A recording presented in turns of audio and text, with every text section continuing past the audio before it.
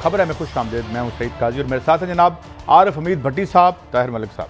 नाज़रीन, आगाज़ में ही अभी जब हम आ रहे थे प्रोग्राम में तो खबर आपके साथ शेयर कर दें कि ये एक नवाज शरीफ साहब की जो तकारीर हैं उन पर पाबंदी लगा दी गई है कि एक एब्सकॉन्डर और एक कॉन्विक्ट जो है हमें जो वो तकरीर नहीं कर सकेंगे। मगर ज़ाहिर है जो उन्होंने बातें की हैं उस पर हम थोड़ी बहुत जो बात कर सकेंगे और जो कानून के दायरे में होगी वो करेंगे। लेकिन सवाल ये उठता है कि नवाज शरीफ साहब किन इशारों पर कौमी राजों पर भी उन्होंने पर्दा उठाया है, उसको जस्टिफाई करने की कोशिश की है मरीम नवाज साहबा ने। आज हम हल्फ का वो हिस्सा पढ़ के आपको सुनाएंगे कि जिसके तहत एक प्राइम मिनिस्टर बाउंड होते हैं कि कुछ बातें पब्लिकली ना करें, चाहे वो प्राइम मिनिस्टर रहें या ना रहें। इसके साथ बात होगी मुस्लिम लीग नून और पीपल्स पार्टी में क्या फूट पड़ गई है। हमेशा दोनों पार्टियों ने एक दूसरे की तकालीफ में मौका तलाश करने की कोशिश की है और क्या पीपल्स पार्टी भी यही करेगी या नहीं करेगी, इस पर देखेंगे। और मरीम नवाज क्या सियासी तौर पर मुतहरक होंगी, कब तक होंगी, क्या उनकी गिरफ्तारी होगी नहीं होगी, क्या मामला कहाँ तक जाएंगे। और IPPs का वही एक रिश्ता हुआ ज़ख्म जिसके बायस ना इंडस्ट्री उठ सकती है, ना ये मैशत उठ सकती है और ना उस पर कोई काम हो रहा है। बट साहब ये बातें तो हम करेंगे बाद में। पहले तो बात ये है कि मियाँ साहब ने मेरे पास है वो हल्फ का हिस्सा भी है, तो उन्होंने एक बात की जिससे इशारे मिल रहे हैं कि शायद कानून मुतहरक ना हो जाए कि इन्होंने हमने एक मैं हल्फ पढ़ दूं आपके अगर इजाज़त हो तो। हल्फ में अंग्रेजी में पढ़ के फिर इसका तर्जमा करता हूं जो कि प्राइम मिनिस्टर हल्फ लेता है प्राइम मिनिस्टर बनने के बाद। And that I will not directly or indirectly communicate or reveal to any person any matter which shall be brought under my consideration or shall become known to me as Prime Minister except as may be required for the due discharge of my duties as Prime Minister के। मेरे जो भी मामला मुल्क की security से बाबत मेरे इल्म में आएगा उसको मैं बयान नहीं करूंगा, रिवील नहीं करूंगा until unless कि वो मुझे एक प्राइम मिनिस्टर की हैसियत से उस पर बात करनी पड़ जाए। तो इस हवाले से वो शॉर्ट हम देख लें। बट साहब ये पहले आप बात करेंगे। बिस्मिल्लाह। एक तो आप बताना चाहता हूँ कि पैमरा की तरफ से इश्तिहारी और मफरूर मुल्ज़मान को नहीं दिखाया, जैसे अल्ताफ हुसैन है। तो देखिए जब भी जैसे आपने ओथ पढ़ के सुनाया, जब भी कोई मुल्क का सरबराह बनता है, मुल्क की बहुत ज़्यादा सीक्रेसी होती है। बैरून मुमालिक आपके दुश्मन भी हैं, मुल्क में भी आपके दुश्मन होते हैं और हुक्मरान वक्त कोई भी हो प्राइम मिनिस्टर, उसके पास बहुत ज़्यादा ऐसी सीक्रेसी होती है जो उसको ऑन ओथ वो कहे तो उस पर आर्टिकल 6 लगता है, उसकी वायलेशन वो नहीं करता, वो उसके पास इमानत होती है। ये नहीं कि आज मैं वज़ीर आज़म हूँ और मैं कल बता दूं कि हमारी एटमी टेक्नोलॉजी कहाँ कहाँ है, हम ये क्या कर रहे हैं।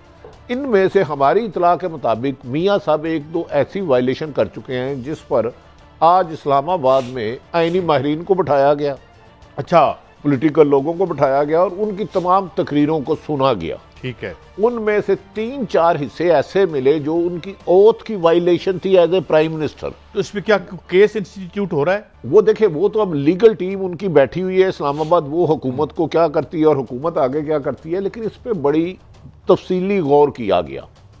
आईनी माहिरीन को जो बहुत ज़्यादा इसका एक्सपीरियंस रखते हैं किया गया। उसके बाद पैमरा को हुकूमत ने डायरेक्शन दी कि ये इन वजह से ये नहीं कर सकता और उन्होंने लिखा कि इश्तिहारी उन्होंने नहीं कर सकता। अब मेरा ख्याल है नवाज शरीफ की तकरीर तो नहीं दिखाई जा सकती, लेकिन उन्होंने जो कुछ बातें की वो उन्होंने अपने ओथ की वायलेशन की। अब हुकूमत के मुताबिक या पैमरा ने जो नोटिस भेजा है उसके मुताबिक गुजारिश ये है कि नवाज शरीफ ने जो आज तकरीर की थी, आज उनकी 10-15 मिनट की तकरीर पहले मेरे ख्याल में ठीक थी, इसमें कुछ लोग मेरे भी खिलाफ हो जाएंगे। उसमें महंगाई का जिक्र किया गया, गोगे उनके दौर में भी थी, बेरोजगारी का जिक्र किया, सेहत का जिक्र किया। भाई नवाज शरीफ के दौर में भी आपको पता है PIC में एंजियोग्राफी की डेट 2.5 साल के बाद मिलती थी, डायलिसिस की भी डेट 6 महीने मिलती, लेकिन ये ठीक थी। लेकिन उसके बाद ये कोई सियासत नहीं कि आप अपने ही मुल्क की अदारों को फतह करने या ज़ेर करने के लिए गैर मुल्की एजेंडे पर आ जाए। तो ये पाबंदी एक कॉमन सेंस थी कि इसने लगना ही लगना था। नवाज शरीफ साहब कहते हैं मैंने 2018 में जन्नत छोड़ी, ये बहुत हमने वो जन्नत मैं जवाब देने लगा ना। उस दौर में डॉक्टर सड़कों पे, किसान सड़कों पे, नर्सिस वकला सड़कों पे, नर्सिस सड़कों पे, सियासतदान सड़कों पे, सहाफ़ी सड़कों पे, बुकला सड़कों पे, क्लर्क सड़कों पे, कौन सड़कों पे नहीं था मियां साहब? मुझे कौन सी जन्नत की बात कर रहे हैं? पीटा गया था। आपने जाती उम्रा में अगर किसी को 18 से पहले जन्नत बनाई हुई थी तो मुझे उसका नहीं पता। उस वक्त भी पाकिस्तान में 80 से 90% लोग 2 वक्त का खाना नहीं खा सकते थे। गो कि अब महंगाई ज्यादा हुई है, इस फैक्टर से कोई इनकार नहीं कर सकता। लेकिन आपने जो ये तासुर देने की कोशिश की, मेरे दौर में आपके सासे बड़े, आपकी फैमिली के बड़े, खरबों में बड़े होंगे, लेकिन आम आदमी की हालत जार वही थी जो आज है। हाँ, आज बिजली उससे ज्यादा महंगी हुई, गैस हुई, जिसकी वजह से मजीद परेशानियां हुई, लेकिन आपका दौर कोई आइडियल दौर नहीं था। अल्लाह माफी चाहता हूँ। अच्छा मलिक साहब, अब ये क्या कुछ उन्होंने OIC का जिक्र किया, कुछ इंटरनेशनल लॉबीज का जिक्र किया, तो मतलब वो क्या समझते हैं कि क्या they can bring to knees the establishment, कि इनके लिए रेड कारपेट रख देगी और वो तशरीफ ले आएंगे, या ये आमकाना एक डेस्पिरेशन है? पहले तो मैं आपको खबर दे दूं ना कि नवाज शरीफ की कैलकुलेशन में ये सारा कुछ था कि ये पैमरा इस तरह करेगा। 3 दिन के बाद वैसे पैमरा को पता चला कि इश्तिहारी बात नहीं कर सकता। सवाल ये है, नवाज शरीफ ने 10 दिन पहले ट्विटर बनाया था, उसको इस चीज़ों का पता था। फिर आपको मैंने पहले बताया, बाकायदा उन्होंने जूम की ट्रेनिंग ली है। पूरी IT की टेक्नोलॉजी आने के बाद नवाज को पता था मेरे पास एक पैरेलल वीडियो होगा। ये उस पार्टी की मैं बात करूँ, उनका पहले उन्होंने इस पर होमवर्क किया। अब मैं आपके सवाल की तरफ आऊँ, नवाज शरीफ का मसला क्या है? नवाज शरीफ का मसला है अनफॉर्चुनेटली ख़ास तौर पे पंजाब का जो माइंड सेट है, जो ना MNA MP है, वो देखता है साड़ी बारी कदों आने लगी है। नवाज को ये समझ आ गई 2 साल से इतनी हैमरिंग हुई कि फ़ौज और हुकूमत एक पेज पे है, तो MNA MP के हाथ फूलने शुरू हो गए कि साड़ी बारी तो नहीं आ रही। नवाज शरीफ ने इसलिए अटैकिंग पे चला गया कि he has nothing to lose. सियासत भी खतरे में पड़ी हुई है, फ्यूचर भी खतरे में पड़ा हुआ है, वापसी भी खतरे में। कुछ चीज़ हो तो खतरे में होती है, तो वो नहीं खतरे में अपनी सियासत बचा रहा है। सवाल है मेरा, ये कमेंट ले लेना, अपनी बेटी को बचा रहा है बसल में, सियासी बेटी को बचा रहा है, मुल्क बाढ़ में जाए। वो आपका ख्याल है ना, वो आपका ख्याल है। आप बात यह है कि यार ये ट्रेनिंग की तो बड़ी ली, मसलन तकरीर करनी नहीं आती थी, पहले ट्रेनिंग ली कि यार साफी ਨੂੰ बुलाओ और ਇਹਦੇ ਕੋਲ पूछो कि यार तू की पूछना है। बड़ी ट्रेनिंग ली मियां साहब ने, बड़े लायक थे जिस दिन से आए। मलक साहब की बातों से इख्तिलाफ करता हूं। नंबर 1 तो आज भी जूम उन्होंने नहीं सेट किया, जिस बंदे ने सेट किया मेरी उससे बात हो गई। वो मैंने ये नहीं कहा उन्होंने सेट किया, आगे बैठे जरूर है, उन्होंने अब सेट किया होगा। नहीं इन्होंने अब सेट। अच्छा, गुजारिश ये है कि उन्होंने कहा 2018 के इलेक्शन में धांधली हुई, बकौल कि ऐसी धांधली कभी नहीं हुई। काजी साहब, आप बरतानिया दौर के हैं, मैं मियां साहब आपसे या पूरी आवाम से सवाल करता हूँ, 2002 में जो मुशर्रफ ने रेफरेंडम कराया था, क्या वो ठीक था? मियां साहब, उसके बाद 2085 में जो इलेक्शन हुए वो फेयर इलेक्शन थे, वो ईमानदारी से इलेक्शन हुए, नॉन पार्टी बेसिस पे, नॉन पार्टी बगैर जमाती। 2088 में हुए। नवाज शरीफ साहब, आपसे ये सारे सवाल है, क्या वो इलेक्शन फेयर थे? 1990 में हुए, क्या वो इलेक्शन फेयर थे? 1993 में हुए, वो इलेक्शन फेयर थे? 1997 में हुए जिसमें 2/3 मेजॉरिटी, क्या वो फेयर थे, ईमानदारी थे, शफाफ थे? 2002 के इलेक्शन शफाफ थे। 2008 में आप दोबारा आए और आपने मुस्लिम लीग काफ का यूनिफिकेशन ब्लॉक बनाया 55 लोगों का, क्या वो शफाफ थे?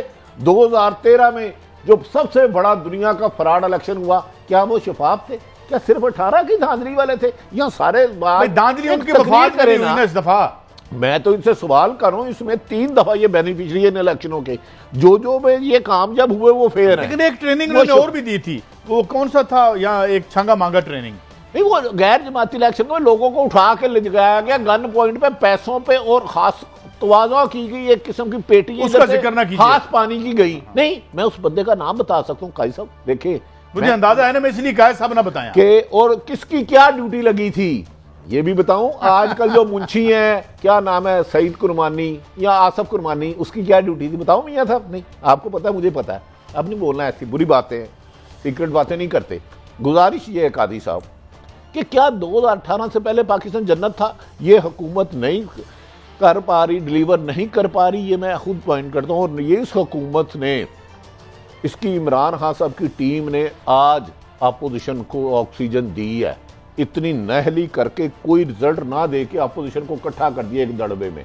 मेरे ख्याल में ऑक्सीजन दी सबसे बड़ी जो नेकी हुई है नवाज शरीफ के साथ वो तो ये शहबाज शरीफ की गिरफ्तारी में दो दिन में उन्होंने पूरा गर्मा गर्मी कर दिया। शहबाज शरीफ की आप डेट को कैसे मेरा पॉइंट ले लें शहबाज शरीफ की जो मुफाहमताना जुबान थी, बाप और बेटी ने 3 दिन में अपनी तरफ से उन्होंने पार्टी को जिंदा कर दिया। काजी साहब अच्छा इनकी बात ठीक है, अपनी तरफ से तो मैंने दुनिया फतह कर ली। मेरा जो मुझे इस पे देखे ना, मैं सिर्फ लॉजिक गुफ्तगू करूंगा। क्या शहबाज शरीफ की अचानक गिरफ्तारी हुई है? 22 तारीख से 22 जून से उनको मिल रहा है, उनके वकीलों ने पिटीशन विथड्रॉ की है, पार्टी को फायदा हुआ है।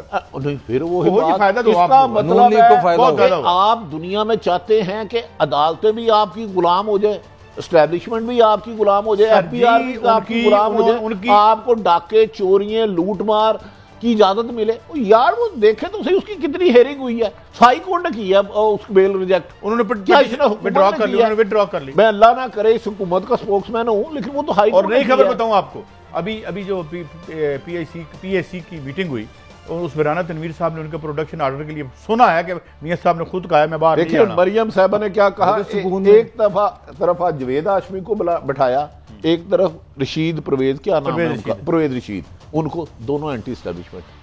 अगर ये आज जो इन्होंने पहले तकरीर की महंगाई पे रहते, बेरोजगारी पे रहते, नाकानूनियत पे रहते तो अच्छा खेलते, लेकिन फिर मैंने कल एक कहा था जिसका प्रोग्राम से कोई ताल्लुक नहीं, निशान दी शनाई तो फैज किसी नहीं पाया। ये जरा सुनवा दें, आज उन्होंने प्रेस कॉन्फ्रेंस की थी मरियम साहिबा ने, है तो मतलब अब पता नहीं कब तक वो कर सकती है, मगर जो है अभी नहीं है तो इसलिए हम सुना रहे हैं, अनकरीब लग जाए, हो सकता है लग।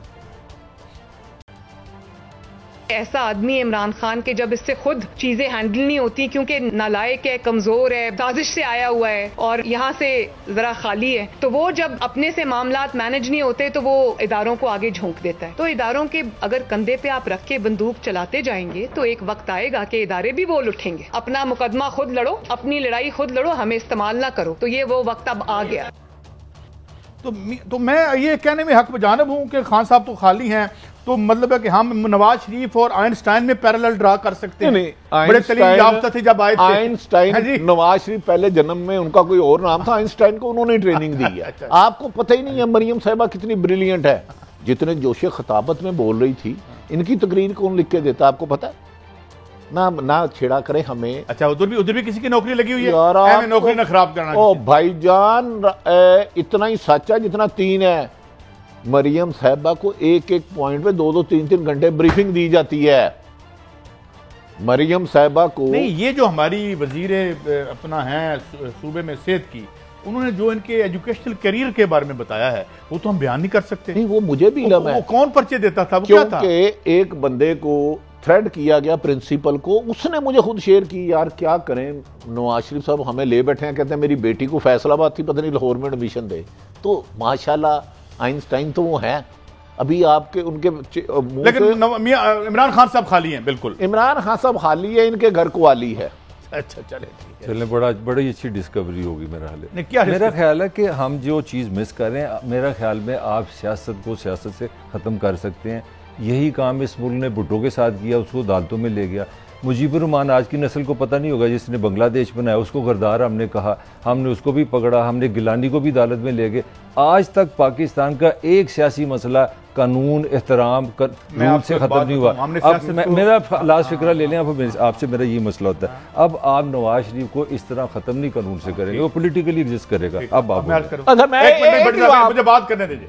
हमने सियासत को काले धन से खत्म किया, ठीक है, हमने सियासत को ठेके बेचने से खत्म किया है, हमने इस मुकद्दस पेशे को करियाने की हट्टी बना के खत्म किया। ज़ियाउल हक नहीं खत्म कर सका। जितना ज़ियाउल हक पीपल्स पार्टी को मारता था वो इतनी काजी साहब जान की मार पावर में आके रकमा ने खत्म किया है। काजी साहब नहीं, अकाउंटों ने खत्म किया। काजी साहब जान की मार पाऊं मलक साहब। अच्छा बड़ी साहब गुस्ताखी ना समझे नहीं, मैं मलक साहब को थोड़ा सा इनकी ताकि अपनी भी इंफॉर्मेशन में इजाफा, इन्होंने कहा है कि जुल्फ़िकार अली भुट्टो फलां को कानून से खत्म नहीं किया गया। वो भाई नवाज शरीफ को सुप्रीम कोर्ट ने नाअहल किया, ये कानून से खत्म नहीं हुआ। इसको क्या कहते हैं? सुप्रीम कोर्ट के अलावा कौन सा कानून में इंप्लीमेंट करा सकता है? शहबाज शरीफ की बेल हाई कोर्ट आपने भी इजाजत ही नहीं दी हाई कोर्ट में हमले की। हम क्यों माने? कैसे कह रहे हैं भाई? कानूनन कोई चीज खत्म करने के लिए मुल्की इदारों की इन्वेस्टिगेशन इंडिपेंडेंट, और अदालतों के फैसलों के अलावा कानूनी क्या हल होता है? कोई क्या रास्ता मुझे दिखाएं। हल तो है, मुझे रास्ता दिखाएं। नहीं हल तो है कि आप देखें ना, सियासत है तो नवाज शरीफ जूं ही जाता है तो आपका वजीर इत्तलात आ जाता है। आप इस तरह उनको बोल टू बोल लड़ रहे हैं, आप लोगों को फैसला करने देना, जमहूरियत से मारे ना उसको, सियासत से मारे उसको। मुझे वो कानून आज समझा दें। मैं समझाता हूं, मेरे खबर पे जाना है। हाँ, कि किसी जराइम पेशा शख्स ने अगर लूटा है माल, रिश्वत से, करप्शन से, जाली चीजों से, अदालतों की इन्वेस्टिगेशन के बाद अदालतों के अलावा कौन सा हल है? मैं आपको जवाब देता हूं। मेरे ख्याल में जो आप सवाल कर रहे हैं, पीटीआई के पास एक ही तरीका है, वो परफॉर्म कर दें, पाकिस्तान को डिलीवर कर दें। आप पैमरा से नवाशी को खत्म नहीं कर सकते। मेरा आर्गुमेंट फिर वही बात मुझे ये बता दें, इस तरह नहीं होगा। आपके घर चोरी, सवाल आप और कर रहे हैं, जवाब गलत दे रहे हैं। मैं आज लोगों को समझाना चाह रहा हूं, पट्टी दी लड़ाई ना लड़ो, मैं नहीं फैसला आवाम को। अच्छा जी मलिक साहब, आपके खुदा ना खास्ता घर चोरी होती क्या करते हैं? पुलिस के पास जाते हैं, निजाम करें। तो हुकूमत ने उनके खिलाफ इंक्वायरी कराई, जेआईडी बनी, उस नैब में गया, अदालतों में। हुकूमत इंक्वायरी कर दे ना, हुकूमत इंक्वायरी कर दे कि भेजा किसने था, किससे मिलके गए, फिर सारी इंक्वायरी कर दे। मुशर्रफ किसके साथ गया, मुशर्रफ कहां है, मर्जी की होगी। कानून आप पसंद का लेके आते हैं ना, आप सिलेक्टिव कानून लाते हैं ना। ऐसा करते हैं कि कानून में जब अगर नवाज शरीफ की हुकूमत आइनसाइज करे, मरियम नवाज आर्मी चीफ भी हो, चीफ जस्टिस भी हो, अटॉर्नी जनरल भी हो, एफबीआर की चेयरमैन भी हो, स्टेट बैंक की चेयरमैन भी हो, ये सारे कानून के तो खिलाफ नहीं है ना, अदालतों के खिलाफ तो नहीं है। हम खिलाफ नहीं है। मैं ये बात कर रहा हूँ कि सियासी दुश्मन को सियासत से खत्म करें, पैमरा से खत्म नहीं होगा। आप 15 दफा कह चुके हैं, मुझे बताएं। अदालत ने उन्हें बददयानत कहा है और झूठा कहा है। आप अदालत की बात को मानते हैं? नहीं मानते हैं? मानते हैं। तो लोगों को वोट नहीं दें, वोट से अब डिस्कशन ही नहीं है। अच्छा बड़ी साहब, बड़ी स्टोरी आ गई, इस बैच को छोड़ें। ये तो हमें लेकिन मैं कहूँ मुझे काला रंग पसंद है, मैं कहूँ मुझे सुल्ताना डाकू पसंद है, तो आप मेरा क्या कर लेंगे? मैं आपसे ये पूछना चाहता हूँ कि Peoples Party is trying to, कोशिश ये कर रही है कि ये जो एक अलहदगी कर रही है इसमें से कोई फ़ायदा उठाना चाहती है। दूसरी जो स्टोरी मैं आपके साथ शेयर करना चाहता हूँ बड़ी साहब, वो ये है कि बरतानिया एक ऐसा मुल्क है जिसने सिर्फ इंडिया के 1600 ब्लैक मनी वाले डकैत जो हैं उनको पनाह दे रखी है। और इस वक्त बरतानिया का जो बुनियादी जो ज़रिया आमदन है, ये काला धन है, ये वो खुद भी मानते हैं। वहाँ पर भी शोर उठा है और कहा यह जा रहा है कि वहाँ उनके एक वज़ीर है हिंदू नजात, उसके साथ मियाँ साहब के बड़े अच्छे तल्लुकात हैं कि वो इनको वापस नहीं भेजेंगे और वो इन्हें अपना अल्ताफ हुसैन की तरह एसेट समझते हैं। अच्छा, इस पे आपका कमेंट क्या है? इसका मैं जवाब देने लगा। मैं अब खबर पे आ जाता हूँ। नवाज शरीफ साहब ने पहली तकरीर जो APC में की थी, उसकी इजाज़त और अदलिया को खुसूसन स्टेट को टारगेट करने के लिए 2 मुल्कों से इजाज़त ली थी कि मैं इन पर हमलावर होने लगा। और उन्हें बरतानिया में गारंटी दी गई थी, हम आपको डिपोर्ट नहीं करेंगे, पाकिस्तान हुकूमत जितने मर्जी चाहे इसमें एक और इंटरनेशनल हमारे थे मुलाजमत उनकी कर रहे हैं, ये क्या बता रहे हैं? नहीं लूंगा। एक और मुल्क ने रोल अदा किया। हाँ। उनके साथ मियाँ साहब के साथ बकायदा मीटिंग होती रही। ये 1-1.5 महीने से सिलसिला चल रहा था। जुबैर साहब की जब मुलाकात नाकाम हुई, उन्हें NRO नहीं मिला, मियाँ साहब ने दीगर ममालिक के साथ राब्ते किए। एक मुल्क का मैं नाम नहीं लूंगा, उसने MI6 से रब्ता किया। उसके बाद कुछ फाइनल हुई तो मियाँ साहब ने इतने अग्रेसिव होकर बाहर आ गए जिसकी मादी में मिसाल खुद उनकी जुबान से नहीं मिली। देखिए वो तो एसेट समझते हैं ना, वो तो ये समझते हैं कि एक तो इधर से माल लेके जाते हैं, उनके लिए वो माल को वेलकम करते हैं। इंडिया के साथ भी यही हो रहा है। कनोशे को यहाँ पे एक बहुत बड़ा एक डिक्टेटर तो बस इन्हें पाकिस्तानी हुकूमत मेरी इन्फॉर्मेशन के मुताबिक नहीं ला सकती। मियाँ साहब को कुछ इंटरनेशनल पावर्स ने ये गारंटी दी है, अगर इनको कोई 19-20 होती है तो ये अमेरिका भी जा सकते हैं, पाकिस्तान इनको नहीं लाया जा सकता। तो अब अगर ये उस ताकत ये गुलामी में चले गए, खत्म होगी कहानी। ये गुलामी अपने मुल्क की नहीं की, दूसरों की। टीवी पे आएंगे गल बात खत्म। अगर तो आपके पीछे 2 इंटरनेशनल पावरें हो तो आप भी CNN पे बोलेंगे ना, यहाँ तो नहीं बोलेंगे। उधर उनकी CNN पे बोले या LMC पे बोले। पाकिस्तान में अब से कुछ अर्सा पहले पाकिस्तान की हुकूमत ने पैमरा के जरिए इश्तिहारी और मफरूज मुल्ज़मानों की तकरीरों पर पाबंदी लगा दी है, जैसे अल्ताफ हुसैन पे हाई कोर्ट ने लगाई थी, जस्टिस मुज़ाहिर नकवी साहब ने। पाबंदी इसलिए भी लगा दी, मेरे ख्याल में एक ब्रेक की तरफ हम जा रहे हैं, मगर देखें जिस तरह वो अपने हल्फ से रूगर्दानी कर रहे हैं। जाहिर है लड़ाइयाँ होती जाती हैं, सियासत में ऊंच नीच होता रहता है, मगर आप मुल्क से तो जुड़े रहते हैं। मगर ये कह रहे हैं कि कुछ मुल्कों से इजाज़त लेके बात कर रहे हैं मुबैना तौर पर। वापस आएंगे तो बात करेंगे जो बात अधूरी रहेगी, पीपल्स पार्टी क्यों दूर जा रही है मुस्लिम लीग नून से, और ये बयानियाँ शायद मुस्लिम पीपल्स पार्टी ये समझती है उसके हक में नहीं है, और ये उसके लिए क्या अपॉर्चुनिटी बन सकती है आने वाले दिनों में। एक ब्रेक के बाद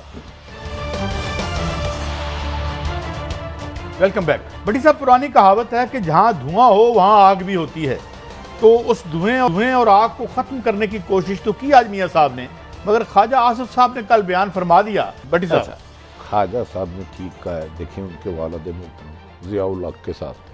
देखिए मैं आपको थोड़ी सी हिस्ट्री बताता हूँ। पीपल्स पार्टी और नून लीग दरिया के वो किनारे हैं वो जो साथ मिल नहीं सकते, बेशक जितना मर्जी चलते रहे। सोतनों की लड़ाई है। हम आज से कुछ अर्सा पहले चले जाते हैं। एक भट्टो का वोट था, एक एंटी भट्टो। भट्टो का वोट को एंटी भट्टो वोट नवाज शरीफ साहब ने ज़ियाउल हक की गोद में जाके कैश कराना शुरू किया, और इससे पहले शहीद बेनज़ीर के लिए पंफलेट ऊपर से गलीज उतारे गए। 2 दफा नवाज जनरल ज़ियाउल हक जिलानी के खिलाफ तो नहीं बोले वो? नहीं। अच्छा, वो नहीं बोले, उनके खिलाफ नहीं बोले, वो ज़हीरुल इस्लाम साहब के खिलाफ। हर बंदा एहसान फरामाश उस वक्त होता जब तक देखता कि मेरा मादी और हाल क्या है। आपके किसी की फ्यूचर की प्रेडिक्शन नहीं कर सकते, मादी और हाल से असेसमेंट कर सकते हो। तो पीपल्स पार्टी को 10 दफा इन्होंने दगा दिया।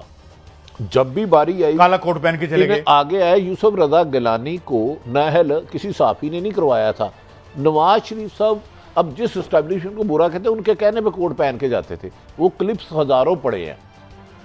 जरदारी साहब ने कहा था कि मुझे अल्लाह भी माफ नहीं करेगा अगर अब मैंने नवाज शरीफ का साथ दिया।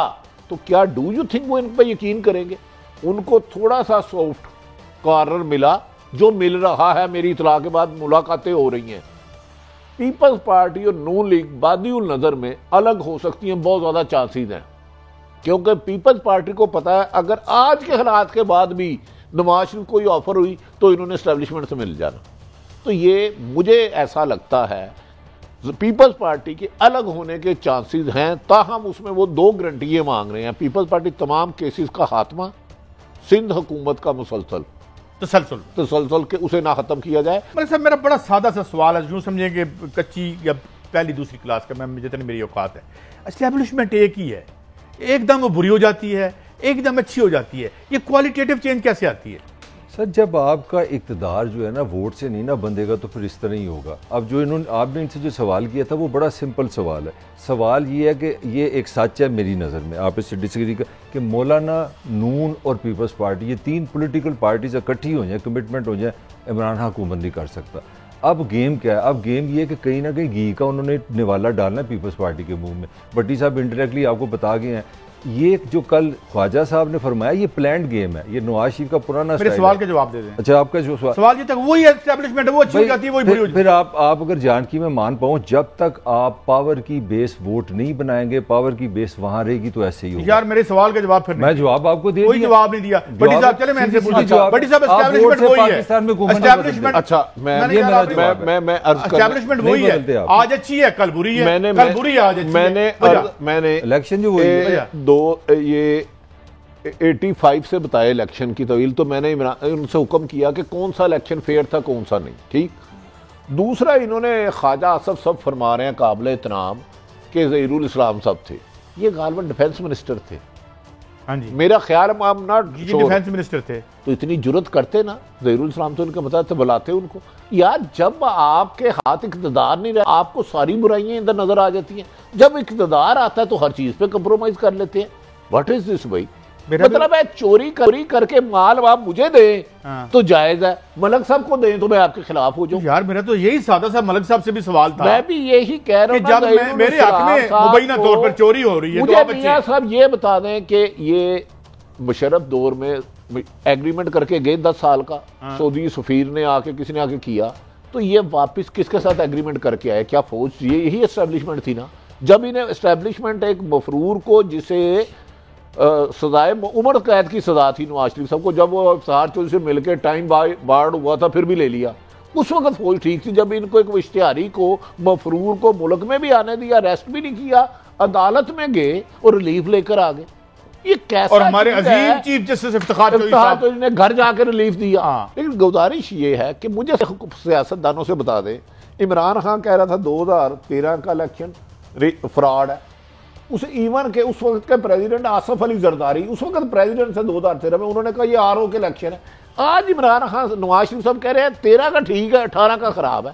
तो यार उस वक्त का सदर पीपल्स पार्टी का था आसिफ अली जरदारी साहब मोहतरम, उन्होंने कहा ये आरओ के इलेक्शन है 13 के, उसको फ्रॉड नहीं कह रहे क्योंकि उसमें इनको हुकूमत मिली। तो काजी साहब ये बात तो सादा सी थी, मगर चलें सादा सी बात में ख्वाजा आसिफ साहब जो अदलिया के बारे में फरमा रहे हैं उस पर भी बात करके। अच्छा भैया भट्टी साहब, ये बड़ी पॉजिटिव बात है। मिसाल के तौर पर अगर अदलिया मुझसे नहीं पूछती कि मैं एक वजीर हूं और मुझे कोई पुरस्कार तौर पर 20 लाख रुपए माना मिल रहा है और आज तक इस कौम को नहीं पता चला कि वजीर होते वो कहां से मिल रहा है, तो फिर अदलिया ठीक है। अच्छा, मैं आज नवाज शरीफ साहब ने भी कल जो हाई कोर्ट ने मोहतरम जज साहब ने मार्क्स दिए उन्हें भी ताने दिए क्योंकि वो जस्टिस क्यूम नहीं बने। उन्होंने कहा एक इश्तिहारी मुल्ज़म बाहर मजाक उड़ा रहा है। मैं ख्वाजा साहब को कहता हूँ, आप क्यूम साहब का नाम ही नहीं लेते, वजह क्या है? आज़ादी साहबत का नाम लेते हैं। आपने जो किया हमारे साथ, मैं एयरवाई में था, दर्जनों नोटिस मुझे आए, दर्जनों, पता नहीं क्या आपने जोर नहीं। दूसरा, ये आज़ादी साहब टेरिटरी समझा रहे हैं मुझे।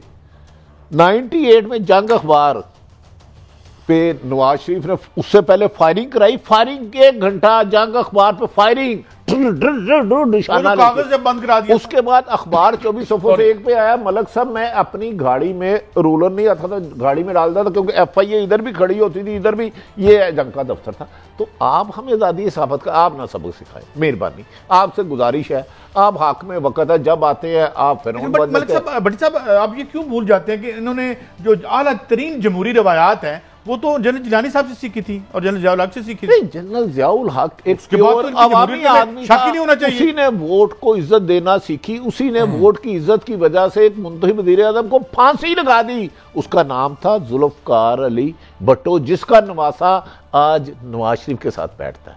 मुझे तो मैं सुनता हूँ जब बिलावल सब तशरीफ रखते हैं और जुल्फ़कार अली भट्टो की कब्र में रूह क्या कहती होगी, मुझे फांसी लगवाने वालों के साथ। इसमें अगर हम थोड़ा सा कुछ, हमें ये भी तो सोचना चाहिए ना कि ये सारा कुछ होता क्यों है।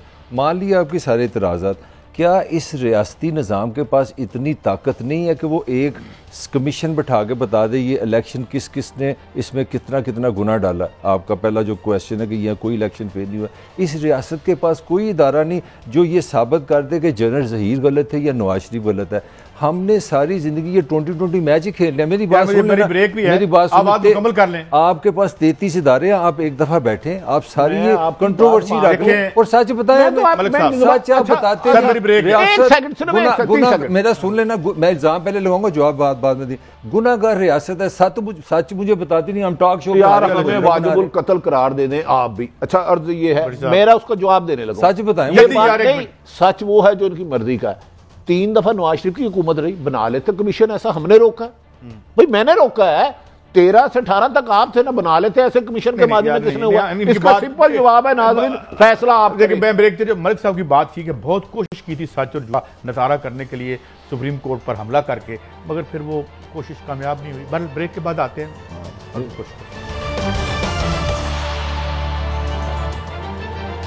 Welcome back. अच्छा भट्टी साहब, अब मरीम नवाज साहबा ने अभी जो एक प्रेस कॉन्फ्रेंस भी की है, अब वहाँ पे शहबाज शरीफ साहब तो जेल मतलब कस्टडी में है, मियाँ नवाज शरीफ साहब इन अ वे स्क्रीन से तो गायब हो जाएंगे, सोशल मीडिया पे आते हैं, क्यों आने देता है या अब रहेंगी मरीम साहबा। आप क्या देख रहे हैं? और मेरा सवाल का दूसरा एंगल ये भी देखें, क्योंकि उन्होंने तो एक राय ये है, गलत हो सकती है, कि उन्होंने एक पॉलिटिकल सुसाइड कर ली है मियाँ नवाज शरीफ साहब ने। तो यहाँ जो उनके साथी हैं कितनी देर तक उनके साथ रहेंगे? मरियम के पीछे कितने लोग इकट्ठे रहेंगे? सिनेरियो क्या है? देखें, नून लीग के लीडरशिप की जो ख्याल है कि नवाज शरीफ जो इस स्टेज पे आए हैं उसकी वजूहात मोहतरमा मरियम नवाज साहब, ये नून लीग के लीडरशिप की बात कर रहा हूँ, मेरी नहीं, अक्सरियत की। यानी अक्सरियत में यानी उन्होंने रशीद साहब को छोड़ दें, इस तरह के लोगों को छोड़ दें, वो मतलब है इसी किस्म का था, उसने मजबूर किया। अब मरियम साहब ने खुद फरमा दिया मेरे और मेरे वालिद के बयानिए का बोझ कोई नहीं उठा सकता। उन्होंने अपने चचा को भी टारगेट किया, हालांकि हमजा शहबाज 1.25 साल से बेचारा जेल में है, उसने कभी अस्पताल नहीं गया।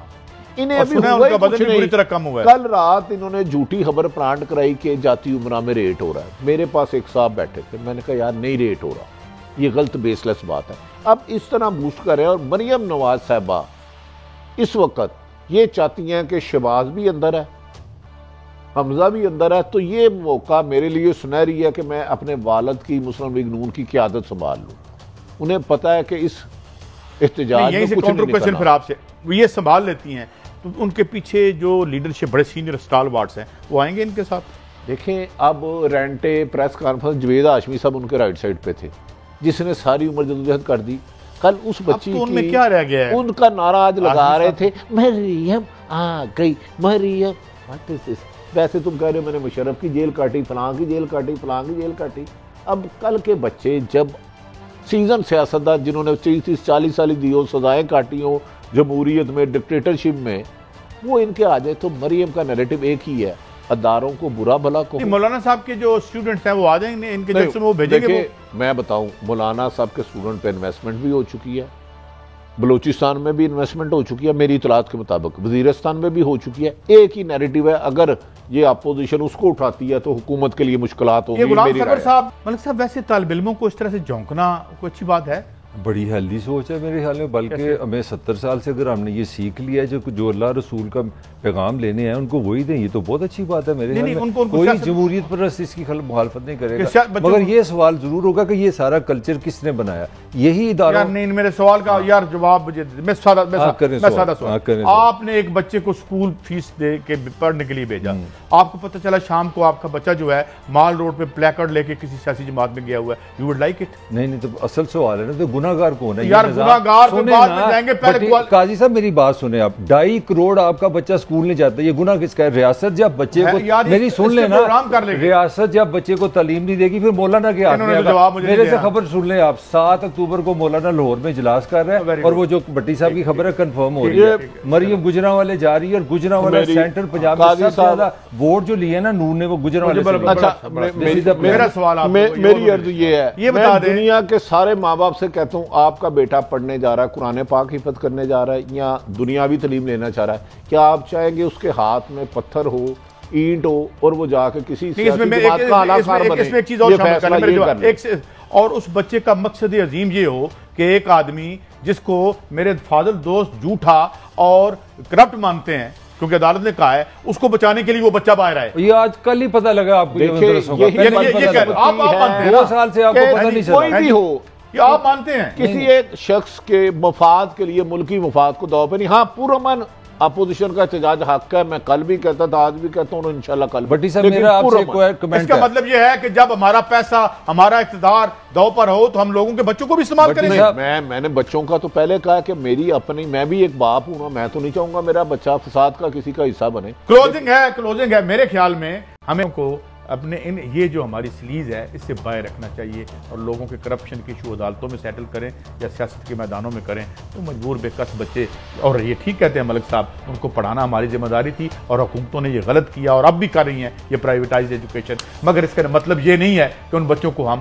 सियासी और अपने ज़ाती मकासद के लिए इस्तेमाल करें। इजाज़त, अगले हफ्ते फिर हाजिर होंगे। अल्लाह हाफिज़।